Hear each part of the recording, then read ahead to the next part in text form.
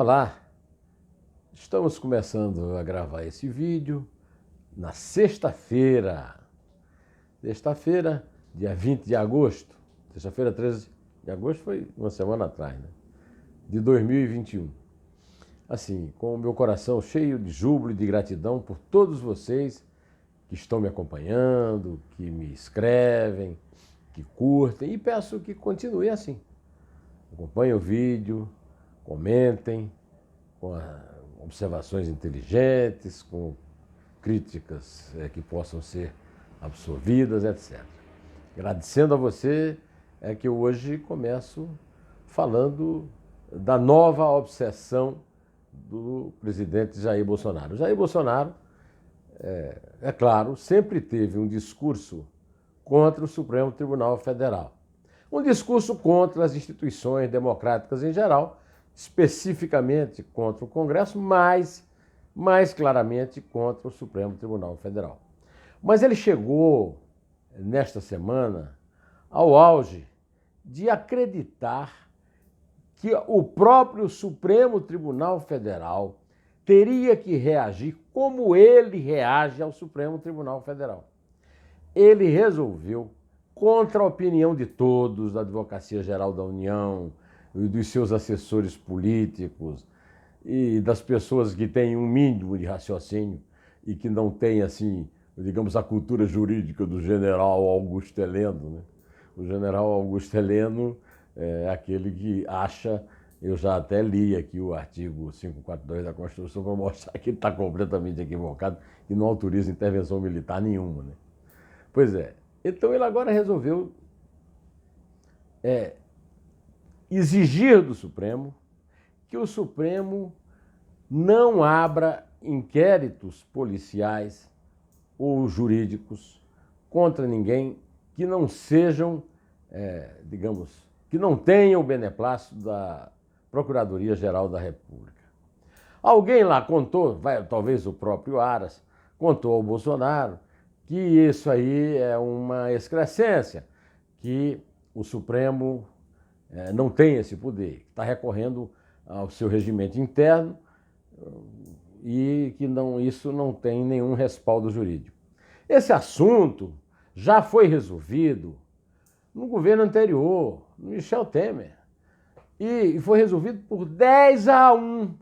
Só o ministro Marco Aurélio, que não está mais lá, que foi substituído por um indicado pelo Bolsonaro, o Cássio Nunes Marques, que votou contra. 10-1, acharam que isso era tolice. O Supremo não pode incriminar o presidente. Realmente há uma falha na Constituição que dá esse um poder exclusivo do Procurador-Geral da República, que é o único que pode abrir uma ação criminal, uma notícia-crime, tal, contra o presidente.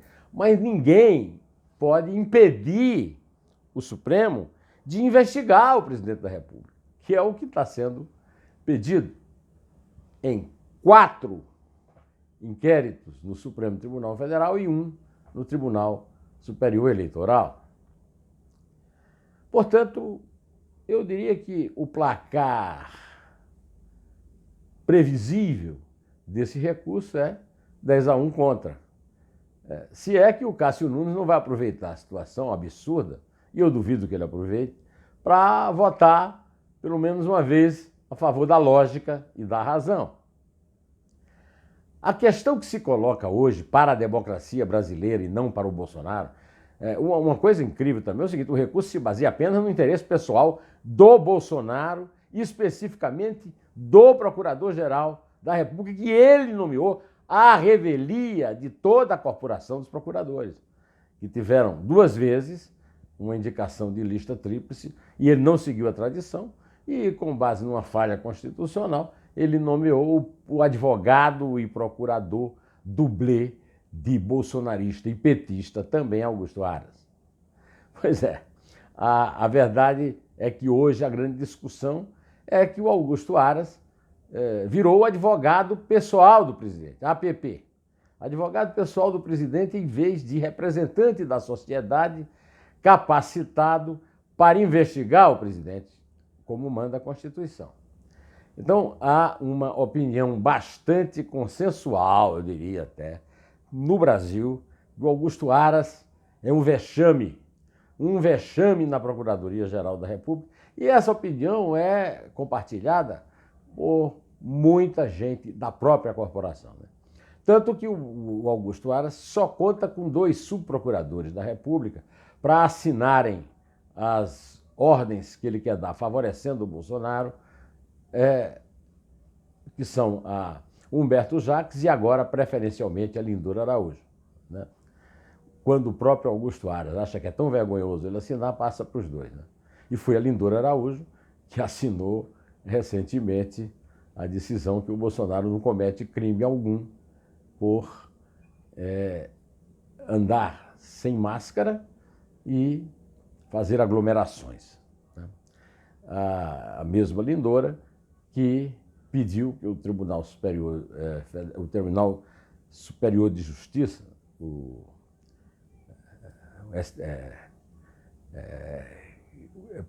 processasse por não usar máscara na praia em Santos o desembargador Vicente Silveira, né? Eduardo Silveira. Pois é, a questão está colocada aí. Vamos esperar para ver o que é que o tribunal diz disso aí, mas vai ser um motivo a mais para um discurso lá para os seus apoiadores.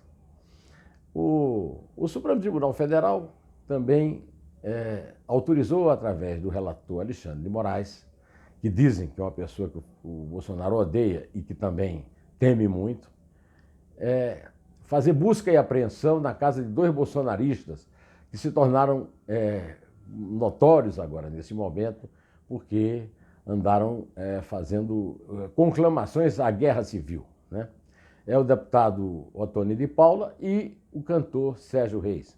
Eu conheci Sérgio Reis quando ele fazia sucesso na Jovem Guarda do Roberto Carlos, com Coração de Papel. Mas logo a Jovem Guarda acabou, o Roberto Carlos seguiu uma carreira romântica, o Erasmo Carlos foi cantar rock e ele se dedicou à música sertaneja.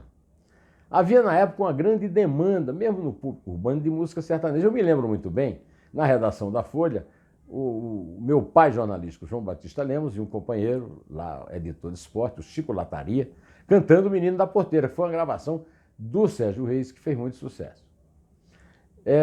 Depois, o Sérgio Reis ainda fez uma música que fez mais sucesso ainda, que foi Panela Velha, né? Panela Velha que faz comida boa, né?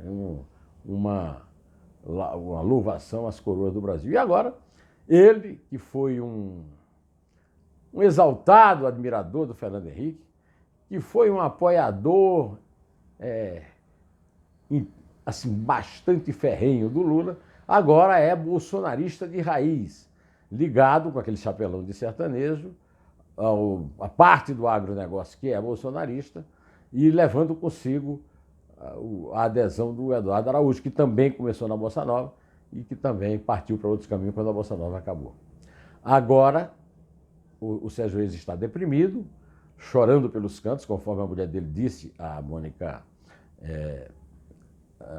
da Globo, desculpe, da Folha, a colunista social da Folha, Mônica Bergamo, que ele estava deprimido, que ele foi mal interpretado. Não foi mal interpretado. E tanto não foi mal interpretado, falou em derramamento de sangue, falou em fechar tudo dia 7, cometendo vários crimes. Fechar estrada é crime. Impedir abastecimento de gêneros de primeira necessidade é crime. Fixar preços de combustível é crime. E, sobretudo, conclamar a guerra civil prometendo derramamento de sangue é crime e grave, né? Aí o Sérgio Reis consegue piorar a situação dando uma entrevista ao Globo no meio da depressão e dizendo que ele não é mulher, portanto, não é frouxo, portanto, não tem medo de cadeia, que cadeia é para homem. Não existe nenhuma legislação no Brasil que libere as mulheres de irem para a cadeia, e tem muita cadeia com muita mulher. Quer dizer, é uma demonstração de como as mentes bolsonaristas são movidas à mentira. Mas isso não está mais comovendo o povo brasileiro, não. Tem uma pesquisa aí da Poder Data que está dando que a maioria dos brasileiros, 58%, foi o maior índice alcançado até agora, superando a última pesquisa Datafolha, por exemplo, é a favor do impeachment de Bolsonaro. 64% não votaria em Bolsonaro.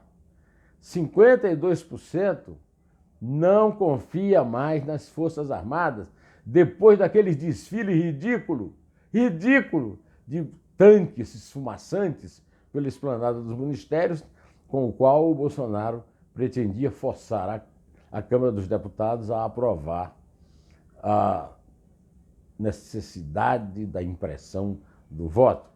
Não conseguiu o número para mudar a Constituição nesse sentido, mas conseguiu muito retrocesso nas eleições, né? A volta das coligações, a consequente negativa, né, da cláusula de barreira, que diminui o número de partidos, e outras decisões do arco da velha, como dizia a minha avó. Eu só diria que nós estamos numa situação muito ruim, temos um desemprego muito alto, uma inflação altíssima, o pobre está morrendo de fome e o desemprego muito grande, mas há países do mundo que estão em situação ainda muito pior. O caso do Haiti, que teve um terremoto, depois do terremoto teve um tsunami, depois do tsunami um novo terremoto. Muitos mortos. E quem conhece isso bem é o general Augusto Heleno, nosso constitucionalista mais novo, que a ONU pediu que o Lula afastasse do comando das tropas brasileiras da paz no Haiti pelo uso exagerado da violência. O general Augusto Heleno virou um inimigo mortal do Lula, esquecendo até que por causa dos princípios bastante limitados e pouco inteligentes do PT na promoção dos oficiais do Exército, é que ele foi promovido a general. Ele, que era capitão e golpista, à época do Geisel, quando tentou derrubar o último presidente militar, o Geisel, para evitar, o penúltimo, né, para evitar a ascensão do último, que foi o João Figueiredo, para colocar lá o ministro da Guerra, general Silvio Frota, que era o seu chefe, ele era ajudante de ordem do Silvio Frota. Pois bem, nós estamos terminando a semana com esses acontecimentos. E tem também notícias meio preocupantes da pandemia, como, por exemplo, o fato de que o diferencial Delta aí está aumentando, como é que chama?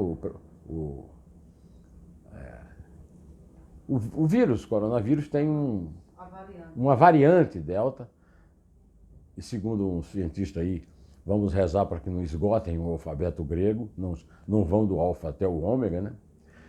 Está aumentando muito a ocupação dos leitos no Brasil, dos leitos de emergência, e também voltando a aumentar o número dos velhinhos mórbidos que contraem a Covid. Além disso, tem uma notícia confirmando uma afirmação que tem sido feita no Brasil, que derrota de vez a pretensão do Bolsonaro de promover a imunidade de rebanho. É que a variante Delta anula a possibilidade de a imunidade de rebanho salvar alguma vida e evitar algum contágio, né? Além disso, o mundo inteiro está chorando muito, com razão, a situação trágica que nós vemos em imagens doloridas na televisão, de mães entregando seus filhos aos militares americanos que conseguem sair de Talibã. Em contrapartida, a imagem também trágica do chorão Joe Biden, com cara de bobo, falando do que ele não conseguiu amenizar, e o mundo todo se lixando, literalmente, pela tragédia do Talibã ocupando o poder no Afeganistão, depois de 20 anos da ocupação militar americana, para evitar isso, né? Antes de terminar e de desejar um bom fim de semana e contar com a sua audiência na segunda-feira, na minha volta, eu quero fazer propaganda de 2 momentos de máxima atenção que esse canal vai produzir no fim de semana. A entrevista com Ciro Gomes, a partir de um vídeo que o Walter Mayerhoff me mandou, no qual ele pede uma vigília nacional pelo impeachment de Bolsonaro, e um 2 dedos de prosa com o artista plástico Chico Pereira, falando da sua vida múltipla de museólogo, e de bom, excelente escritor, aliás, que ele é e continua sendo. Direto ao assunto. Em pé, só a verdade salvará as nossas vidas e a nossa pátria.